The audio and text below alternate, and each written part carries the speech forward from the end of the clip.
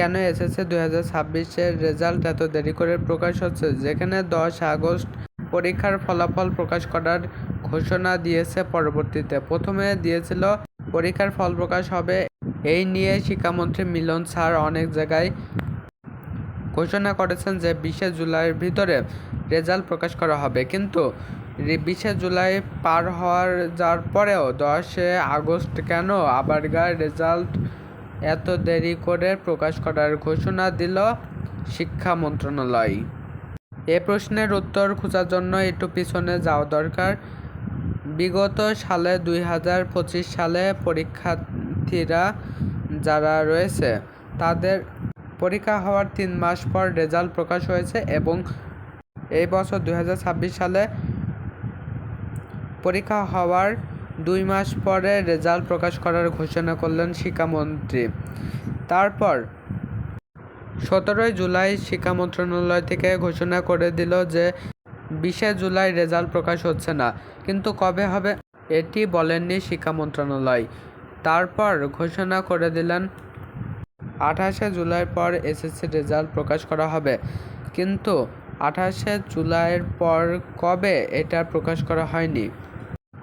27 জুলাই শিক্ষা মন্ত্রণালয় থেকে 10 আগস্ট রেজাল্ট প্রকাশ করা হবে এই ঘোষণা করে দিল শিক্ষা মন্ত্রণালয়। এবার প্রশ্ন হচ্ছে যে এত দেরিতে রেজাল্ট প্রকাশ করতেছে কেন? যেখানে 20 জুলাই রেজাল্ট প্রকাশ করার কথা ছিল, সেখানে 10 আগস্ট রেজাল্ট প্রকাশ করার ঘোষণা দিলেন এত দেরি করে। মূলত স্বাভাবিকভাবে বিবেচনা করলে একটি শিক্ষকের খাতা দেখতে সময় লাগে 2 মাস। যেহেতু একটি শিক্ষকের কাছে অনেকগুলো খাতা যায়, সেহেতু একজন শিক্ষকের 2 মাস তো অন্তত ম্যাক্সিমাম লাগবেই। এরপর বোর্ডের কাছে খাতা দেওয়ার নির্দিষ্ট একটি তারিখ থাকে। এই তারিখের ভিতরে খাতা বোর্ডের কাছে জমা দিতে হয়। তারপর খাতা প্রসেসিংয়ের কাজ শুরু হয়। এই প্রসেসিং করতে করতে 3 থেকে 4 মাস পর্যন্ত লেগে যায়।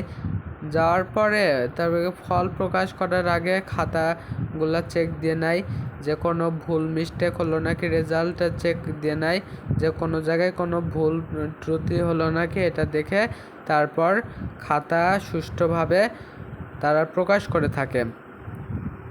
এটাই ছিল মূল কারণ।